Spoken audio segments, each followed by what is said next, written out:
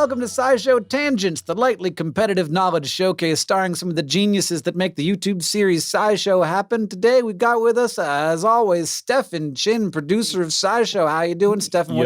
What's your tagline? Habanero dreamin'. Oh, that's a really good one. Oh, no. We're also joined by producer of SciShow Kids, Sam Schultz. Hello. Stefan made me forget my tagline. That's a great tagline. And also script editor, Sari Riley. Check out these hot glue guns. And I'm Hank Green, Peanut Missile. So to introduce this podcast for you, every week we gather together, try to one-up, amaze, and delight each other with science facts. We're playing for glory, but we're also keeping score and awarding Hank Bucks. So we do everything we can to stay on topic, but judging from previous conversations with this group, we will not be great at that. So if somebody goes on a tangent, we can decide whether or not that tangent was worth it, and then we can take one of their Hank Bucks away, basically. The rules are in flux. Don't worry too much about it. Now, as always, we're going to introduce the topic with the traditional science poem, and this week it's me.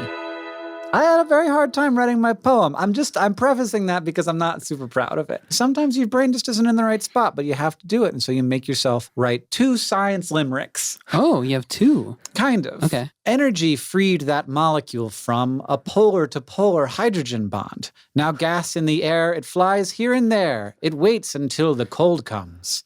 When conditions ideal diagram it, and people want to Instagram it, the molecules freeze to their tiny cloud seeds, and they fall on my windshield, goddammit. Hank, that was great. Why aren't you proud of that? No, it doesn't make sense. Well, it sounds like when it makes conditions sense. ideal diagram it, that doesn't mean anything. It sounds like a chemistry thing. Yeah. It sounds like a poem thing. Yeah. Just like add in words to make it sound poetic. The secret's that poems are bullshit. Oh, the secret. Whoa. Sam let out the secret. You can't tell people the secret. Sorry. You can't write poems now, though, with that secret. It's our intellectual property. So all poems are ours now. We've Just trademarked the idea of poetry. Just bullshit poems. Oh, okay.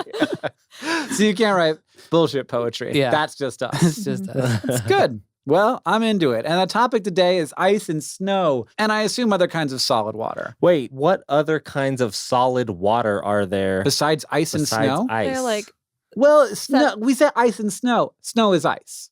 Yeah. So you can't, Yeah. there's no reason to say and snow. But I guess it kind of feels like it's not ice because it's snow, and frost doesn't really feel like ice, you know. Got But it. it's all ice. it's Yeah. all ice. There's and not a ice cream. secret one.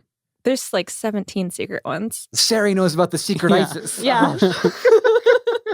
I'll let you in on a little secret. There What are are secret they? ices. You gotta tell us about Are they the only on Mars and stuff? A lot of them we haven't found, and they couldn't form on Earth. They are secret. We haven't even found them yet. Yeah. They're different crystalline structures of ice. So different ways that the ice crystal can form, and Yep. and sometimes it's relying on different temperatures, different pressures, and pressure. Some of those temperatures and pressures are hard to get to. Yeah, and the molecular structures shift around. Some of them, I think, are glacier, so they have weird transitions, or they behave strangely where they're a solid, but if you squish them a little bit too much, then they start getting all amorphous. I don't really know a lot about them because this gets to the really theoretical chemistry. Yeah. It's a pretty nerdy part of chemistry. There's a lot of thought about ice crystals. Sure. So what is ice?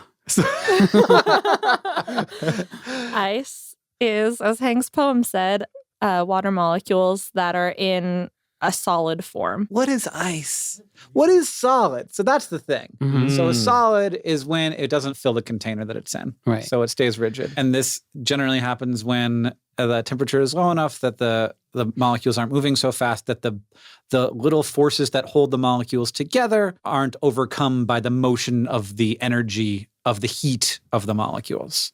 Whoa. That is the most abstract way I can explain phase in the podcast. Okay. Yeah, I think that's a good explanation. And water is weird because their liquid form, the liquid form of water molecules, is denser than the solid form, which is why ice floats on liquid water. Which is very weird. It's very weird. Never happens. Doesn't make any sense. But until you're like, oh yeah, weird hydrogen bonds. So it's sort of when it freezes, it's forced to take a certain shape that is actually less dense than the fluid flowing phase. Yeah. Does the O in the H2O make it float? No. Okay. No, definitely not that. The O does feel like the floatiest letter, though. It should be like the one making it float. It's shaped like a balloon. Yeah. Well, It's got a hydrogen is circle. way It's lighter than hollow. oxygen. 16 times lighter than oxygen. What is? Hydrogen. Oh, that's the other one in it. Yeah. Okay. Chemistry is the class that I flunked the most. Glad to explain as best we could. I hope that it was helpful. It was kind of. Thank you for teaching our children, Sam. Also, thank you for being the purveyor of our So, Truth or Fail is the part of our podcast where one of our panelists has prepared 3 science facts for our education and enjoyment, but only one of those facts is real. The other 3 panelists have to figure out which one is real, either by deduction or wild guess. And if they do, they get a Hank Buck. But if we're tricked, then Sam gets a Hank Buck. All right, Sam, tell us our things. Japanese macaques, aka snow monkeys, are cute red-faced monkeys native to Japan. Yeah. They live in super cold and snowy places for primates, and in fact, they live farther north and in colder temperatures than any other non-human primate. They are well known for the fact that a certain tribe of them likes to swim in hot springs and hot tubs and stuff, but they also do some other kind of human-like things. Okay. Yeah. Oh, you're going to give us 3 things? Yeah. Okay, that's all your facts are Ooh. about snowy macaques. Yeah, it's snow adjacent. Number 1, they season their food with herbs they scavenge in the woods. Ooh. Number 2, they keep pet deer and ride them around. That's amazing. Number 3, there is no evidence that taking hot spring baths is helpful to them at all and may in fact be harmful. Oh, just like us. Just like a human. I don't know. All right, I tried to make that one work, okay? I mean, I know people who spend too much time in the bath. Yeah. Like my son, for example. Oh. 45 minutes this morning. And he still cried when he got out. That's a perfectly fine bath time, I think. What else does he have to do? Yeah, he's a kid. I can't leave him in there by himself. I got stuff to do. So number 3, much like Hank's child, he spends too much time in the water. And it might be Monkey- bad Oh, for them. man. Yeah. That makes... If there were primates that rode deer, Mm-hmm. I would have seen a picture of that. It would have been in like at least half of the anime I've ever seen.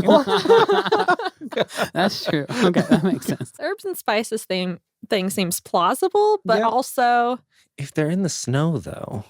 I They're mean, not all in the snow. They live Mm. everywhere in Japan. Okay. it yeah. seems too plausible to me that I don't know. It's What? just like, Too plausible. So Yeah. boring. yeah, it's like it's typical. I Like don't- maybe they pull a leaf from a tree and they stick it on. What do I they heard- eat? Do they eat leaves? They eat plants, I think, mostly, is what it seemed like. Okay. So they season it with other herbs. Yeah, they herb their herbs. Sure. They eat fruit, a lot We've of all fruit been and there. apples and stuff. Oh, okay. Yeah. I mean, I know that when they first found that like different groups of dolphins like had similar recipes for how they like to eat food. They like grab like several different things and then eat them all together because they liked it better together. Oh. Oh. That was like kind of a big news thing. That Mhm. basically they were like doing cooking. Like there was Yeah. a culinary tradition among dolphin pods. Huh. And that's very cool. Yeah. But they were different between pods? Yeah. So they did it different in Ooh. different groups. Regional dishes. Yeah. I like that. I like it. Yeah. So like I think it would be big science if they found that macaques Seasoned. were like kind of cooking. I'm sorry, I have to go with the other one. What do you mean? The bath? The hot spring bath. The hot spring bath Because one? I could tell, like, if I'm a monkey, I will definitely spend an unhealthy amount of time in a hot spring. Yeah. Like, just no doubt in my mind, if I was a monkey that lived in the cold and there were hot springs around, Oh, I sure. would be in the hot spring to my detriment. Sure. Even as a human. Well, there's also other ways that they might be harmful too, because Oh, hot yeah. springs have all kinds of bacteria Oh, yeah. inside, and Mhm. so I can imagine monkeys not knowing that and Not just to kind drink of the water. hanging out. Yeah, they're just drinking the water. They'll get a little thirsty, drink the water, or they like dunk their food in the water. Maybe they want to heat it up, make some Ooh. soup. Oh, they're cooking. They're Yeah. cooking. Now they're Make cooking. a little stew. Yeah. A little fruit stew. Wouldn't Yeah. it be great if we like came across like the first humans arrived and the macaques had turned the whole hot spring into soup? Yeah. Just like a big beef stew. This is a big, just a giant like little deer stew. Uh-huh. Oh, Because they man. also kill their little deer in addition to That riding would them. be cute. They Yeah. ride them Showing into them. the soup pot. Yeah. It's like, here you go. They're just ladling. Uh-huh. Hello, humans. I'm a very small monkey, a very fuzzy pink face. Would you like some soup? Monkey- Please No. don't kill us all like you definitely would. Yeah. Yeah. I They would think just about that a dump lot. them into the soup. It'd be monkey No. soup then. No. Why would you do that? Humans would. Humans would, but I wouldn't. I wouldn't like now knowing what I know, but like if I was the first person to ever see them, I'd be like, this is dangerous. You guys know too much. Get in the stew. Get in the soup. Yeah, I think also like, I think they could dehydrate themselves. I think they could like heat can mess with your ability to procreate. Like can mess with your like sperm count and stuff. So like maybe that too. Yeah. Okay, I'm in on hot springs. I'm sorry, Sam. Ooh, this is why I lose. Why are you apologizing? Because to I me? think we're right. And you're gonna lose all your Hank bucks. Okay. No, this is why I lose the game every time, but I'm going to go with the pet deer. All right, could be a please. pet deer. Okay, I'll read the answers one more time. Okay. Number 1, they season their food with herbs they scavenge. This is snow monkeys I'm talking about. Number 2, they keep pet deer and ride them around. Number 3, there is no evidence that taking hot spring baths is helpful to them and may in fact be detrimental. And the right answer is they keep pet deer. No, I don't keep pet deer. They do. Oh my god! Look it up. There's They ride them? yeah, and that they do something even worse to them that I'll tell you about. Oh, no. Can you talk about it on the podcast? Yeah. Is it legal? They keep these herds of deer. They stand on their backs and pick fruit. The deer let them ride them around. They're not scared of them. They share their food with them. And also they hump them for sexual gratification. Male and females have been observed like rubbing on their backs in a sexual manner. Oh my god! Oh, Sarah Riley, how did we not know this? I don't know. I'm ashamed. Yes, Like this seems like the top of the list of things I would know. Uh-huh. Not should, but would. But would. Yeah, Yeah. like of all the random facts that I know about so many different animals, this would be one of them. Yeah. That's why it Especially doesn't- it's like a weird animal sex fact. Yeah, too. with the hump. Right? Mhm. Oh my god. they don't let other monkeys hump their own deer either. They Wait, like they chase don't them like off. want like they're monogamous? They have or a bunch other of species of I monkeys? think the monkeys that have the deer have a number of deer, and they Okay. don't let other monkeys. Like other groups of monkeys? They've been observed chasing monkeys trying to Huh. hump their deer off. So they're like deer ranchers. yeah, like basically. deer I don't know if they eat. I don't ranchers. think they eat them. I think they just ride them Yeah, around. they don't eat them. They don't put them in the soup. No, they do not put them in their stew. There's probably are different ones than the ones that live in the hot springs. Also, I'm not 100% clear on that. Yeah, I don't know. It's just the same species. In all these pictures, the deer's face is just like, meh. Yeah, yeah. So I imagine this is what it's like for horses when a human climbed on one for the first time and they were just like, what is happening? Yeah. These deer have a monkey climbing on top of them and they're Uh-huh. like, excuse me? Yeah, they don't try to get them off, but the monkeys don't. I don't think they can control where the deer go or anything like that. So the other two are based on real things too. Okay. I'm sorry that it's not that snow and ice related. I just got really excited when I saw that they were Yeah, riding yeah. the deer I around. can't believe Stefan got it. I can't believe I trusted you. You were like, I would have known about it. I was like, yeah, I would have known about it too. This should be in the animes. Yeah. There should be anime just about this. So they season their food with herbs they scavenge? No, they season their food in the ocean. Some of them have been Oh. observed throwing sweet potatoes Wait. into the ocean. To make it salty? They think to make it salty. Oh. They're not Ooh. 100% positive, but some will like just brush it off and some will chuck it into the ocean and wait for it to come back. I think it's because That could it also might- be them. The ocean is their soup pot. yeah, the ocean's a big old soup pot. Yeah. And the evidence of it not being helpful to take a hot spring bath, they don't know for sure yet if it actually helps them keep warmer because there's maybe other complicating factors like being in a hot tub as a human doesn't necessarily help you not get hypothermia. But they studied the poop of a bunch of the macaques that live in hot springs, and they found that the ones that spent the most time in the hot springs had the least amount of stress hormones in their poop.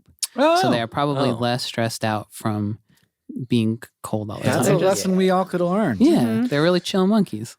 Man, I want to be a chill monkey. Me too. I think everybody sees those monkeys and thinks that would be great. Just Yeah. sit in a hot spring in a beautiful mountain all the time. And then ride your deer around. yeah.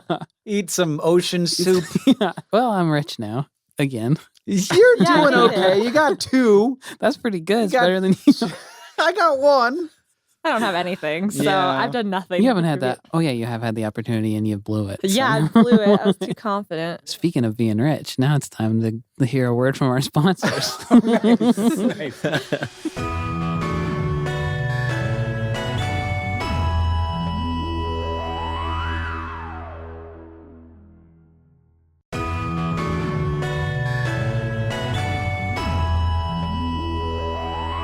So here's where we're at. Halfway through the show, I got one, Hank Buck, from my poem. That's just a freebie that I got given. Sam's, how many you got? I got 2 Yeah, you points. do. One for, because Sari and I messed up. Stefan, how you doing? I got 1 for being a genius. Sari, how about you? I have none because I'm clearly not You one. guys were so smart, you were stupid. It definitely happens. And now it's time for the Fact Off, where 2 panelists have brought science facts to present to the others in an attempt to blow their minds. The presentees each have a Hank Buck to award to the fact that they like the most. So, Sari and Stefan are going to hit us with some science facts, and we're going to decide, Sam and I are going to decide which science fact we like the most. All right. I'm very curious to hear what ice snow facts you got for us today. The person who is going to go first is the person who prefers the lowest room temperature. How do you like it, Sari? What's your favorite temp? I don't know. Right now, my office is set to 64. That's very Sounds cold. like a dream. Ours is like 80. It's awful. Well, how do you like it, Stefan? 74. 74? That's really so hot. sweltering. So hot. Oh my God. Stefan wears a coat all day, every day. He likes to True. be toasty. Yeah. He likes to be toasty. I'm used to those California winters. I'm used to Washington, just in general. 60s and cloudy. Ooh, yeah, I love a crisp fall day. We had a lot of great crisp fall days last fall. Yeah. It was a great fall in Missoula. Yeah, it was. I feel like the global warming thing might be real good for us, It's going to be actually. great for a couple years. It'll be really bad. All right, Sari, you're going to tell us your fact. Uninterrupted time begins now. So during the middle of the Cold War in the 1960s, the United States military initiated a top-secret program called Project Iceworm. Ooh. They wanted to build thousands of miles of tunnels under the northwest Greenland ice, and they wanted to put 600 nuclear missiles that could be launched at the Soviet Union if nuclear war happened in those thousands of miles of tunnels. But the public-facing cover story for this project was the military outpost called Camp Century, which they did run by the Greenland government. And they tested a bunch of experimental stuff there, like building trenches under the ice using new construction techniques or using a portable nuclear reactor for power. And it was also a place for some really innovative science, because in the 1950s, geologists were just starting to hypothesize that we could study ice cores to understand the past climate. So between 1963 and 1966, the very first ice core sample that drilled all the way down to bedrock was collected. It was 1,390 meters long and studied in Copenhagen, and it was the first real evidence that analyzing chemical isotopes in ice cores could be used to reconstruct the changing climate from tens of thousands of years ago. Oh. Huh. So something good came out of our but idea that, hey, let's turn the ice into just a giant Missile launcher. Yeah. Yep. Let's turn missile the whole launcher. country into a giant missile launcher. And not tell them about it? And not tell them about it. Yeah, like that's that was, weird. I don't know how this plan was supposed to go, but like 2,500 miles of tunnels with 600 missiles in there. Don't know how they were going to sneak those in. Oh, in a boat. Yeah, I guess so. It was That's all horrible. You got a military base. Greenland isn't counting all the stuff that's coming into your military base. Yeah. We're allies, and we're just like, hey, don't check Yeah. the ice. Why would you check the ice? Yeah. There's nothing down here. Yeah. It's boring down here. But yeah, instead they sent like 200 scientist type people there to be like, can you be a military outpost? And do you want to do some science there? And So did they put the missiles down there? No, when they did the ice core analysis, so it took them a really long time because these ice cores were huge. They found that the glacier was shifting. And I couldn't figure out why exactly, but probably just because they're trying to drill straight down. Yeah, glaciers shift. Yeah. Yeah. And they was shifting in a way that the base was probably going to collapse. And so the geologists were like, we shouldn't be underground right now. Yeah. Let's evacuate this and leave it. Yeah. I've also got a great plan. Let's not put a bunch of nuclear missiles inside of this shifting ice sheet. It's still a problem, though, because they had a nuclear reactor to generate power. And so they had waste that they just left down there. Oh, And cool. Of so course. now there's new research that's saying because we left a bunch of garbage underneath Greenland, it's going to, like, the snow melt is going to happen. And by 2090, it's going to be like a toxic site. Oh, cool. Great. Yeah. Because of what we did in the past. Hey, 2090's It's so that's far forever away. away. We're going to have a lot bigger problems by then. Okay, so Sari's fact is that, summarize for us. That the first big ice core samples were taken because of a weird, strange military project in the Cold War. Can I ask one more question? Yeah. Okay. So did they take that, were they digging and then they pulled out an ice core and they were like, I know what we can do with this? Or was there already an idea that they could do it and they just tried it while they were also digging these ice tunnels? In the 50s, they first had the idea, like, what if we looked at the chemicals in ice to figure out how the climate changed? And I don't know when they figured out specifically to look at oxygen isotopes. That was probably somewhere in that decade. But this was the first time that scientists were able to send a team to a place that was cold enough and where they could put a big drilling machine for long enough. And it was the first time they got, this core was, like 5,000 feet long almost. Wow. So they went really, really deep and took it out. And so it was like the most comprehensive evidence that we had at that point to prove that this idea worked. So before this point, everyone was like, oh, could we look in ice maybe? Could we see things about the climate? But they pulled out this giant ice core and saw changes in oxygen levels throughout it and then mapped out what the climate would have looked like for the past, for tens of thousands of years. Cool. And we're like, this works. And now ice cores are used all across climate science. Thanks, Ice. All right, it's time for Stefan. Your uninterrupted time begins now. So in 400 BCE, Okay. in modern-day Iran, Persian engineers had developed 60-foot-tall mud brick domes that were connected to underground chambers that were 5,000 cubic meters in size, which is a little bigger than 2 Olympic-sized swimming pools.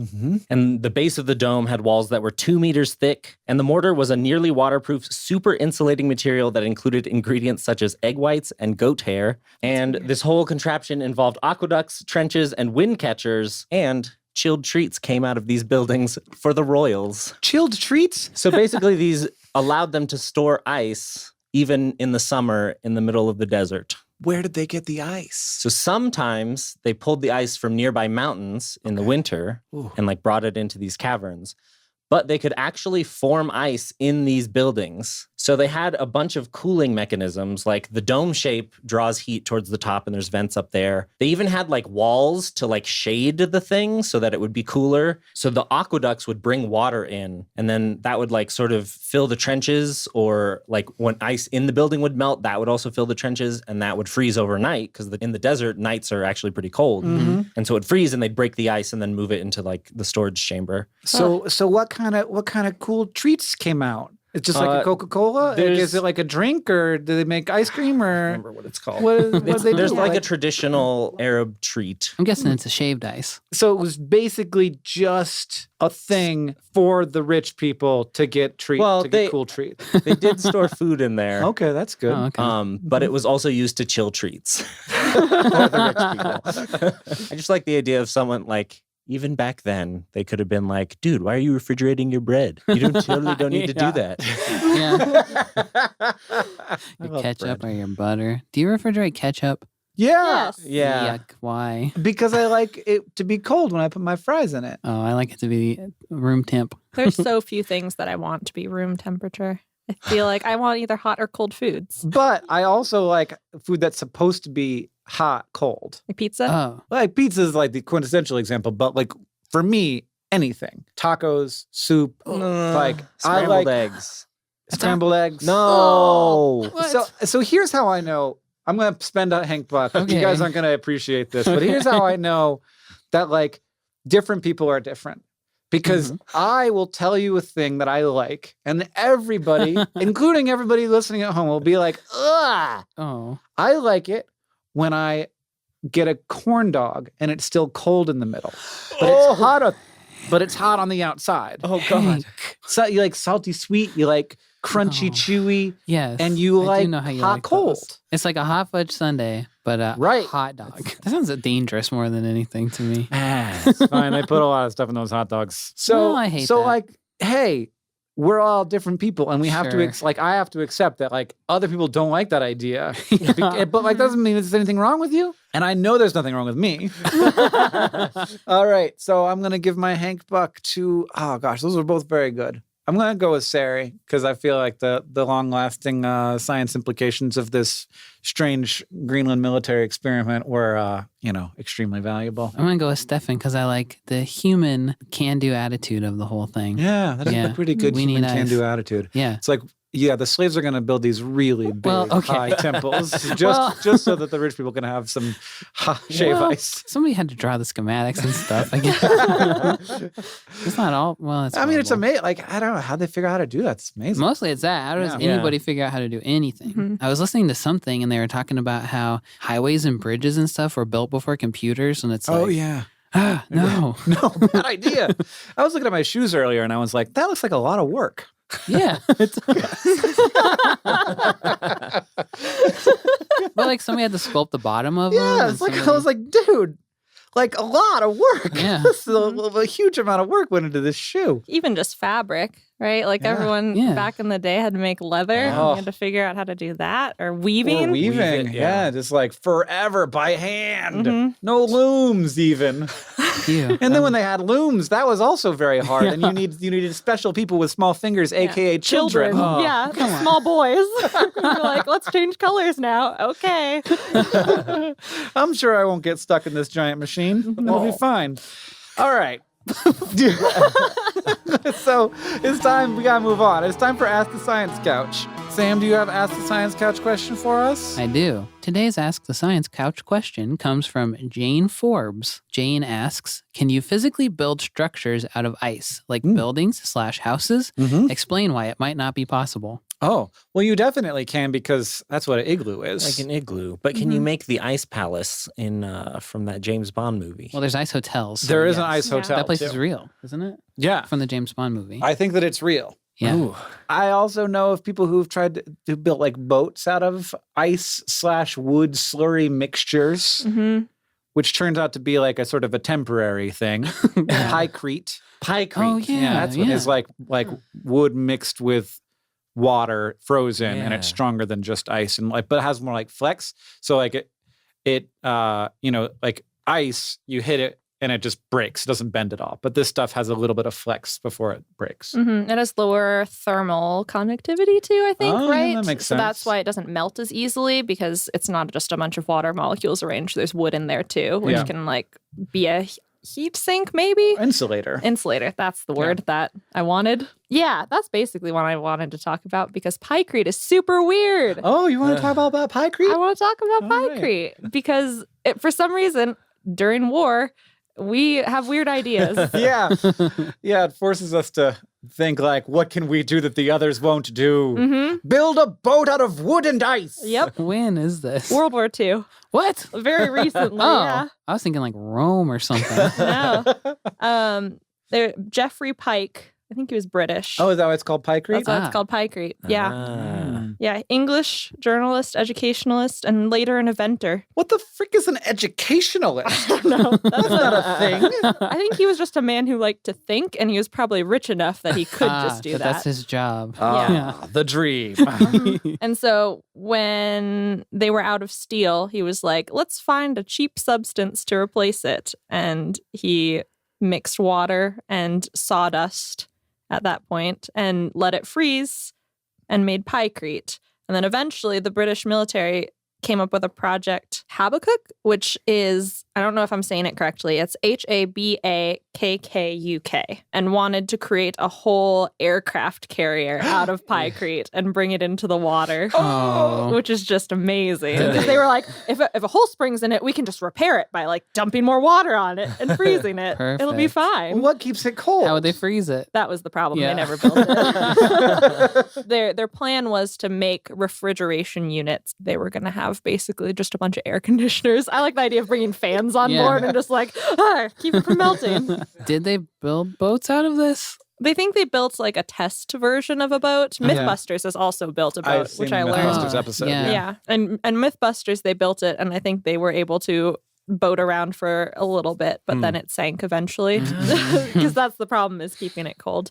So are people building ice buildings? Oh, you wanted to know how big of an ice building it could be Before built. physics says no. I feel like pretty big because I think ice is pretty structurally sound, Yeah. at Yeah. least in the ice hotels, And not super heavy. and not super heavy at all. I think stuff like stairs seem like it would be trickier unless Slippery. you everything Yeah, would be really very dangerous. slippery. Yeah. But there are ways to bind ice together. I don't know how sturdy it is. One article called it snice because it's snow ice. Uh-huh. I think they just Oh. coat ice bricks in sort of like a snow Yeah, okay. slurry. Huh.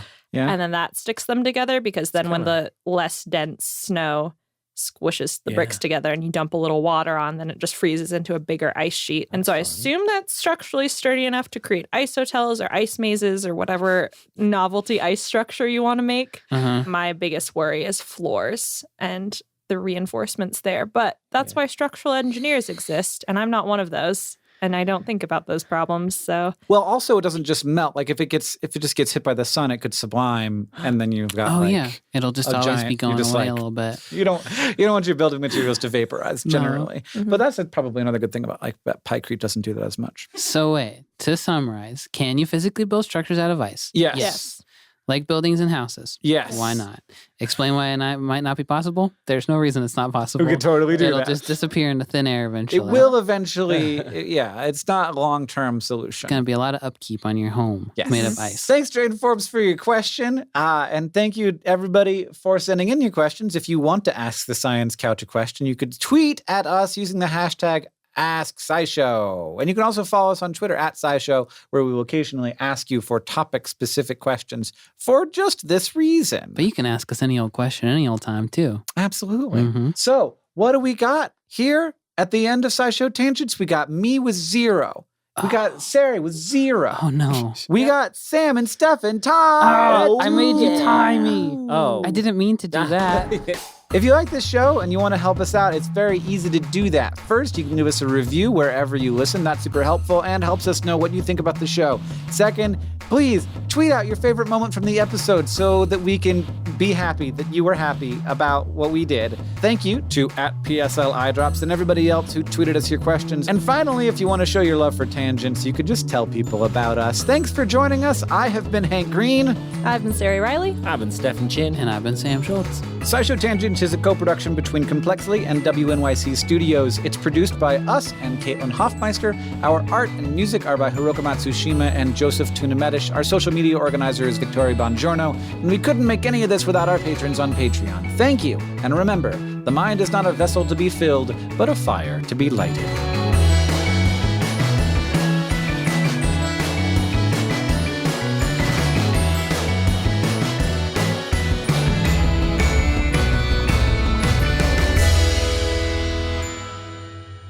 But one more thing. To survive icy ponds in winter when they can't get to the surface to breathe, some species of aquatic turtles hibernate by breathing through their butts. Do the turtles stick their butts above the surface then? No, they just lower their metabolisms really, really far down, and they have a lot of vascularization through their cloacas. They have this whole chamber full of blood vessels, got so they just veiny butts. What do Yeah. they suck in there? water. They And breathe the Oh. water. They breathe the water and then just like remove the Whoa. oxygen from the water and then squeeze it back out. They have Their butt butthole. gills? Yeah, it's Kinda. kinda. Cool. It's called cloacal respiration, which is a great Mm. sciencey You should word. try it sometime. I don't have one of those.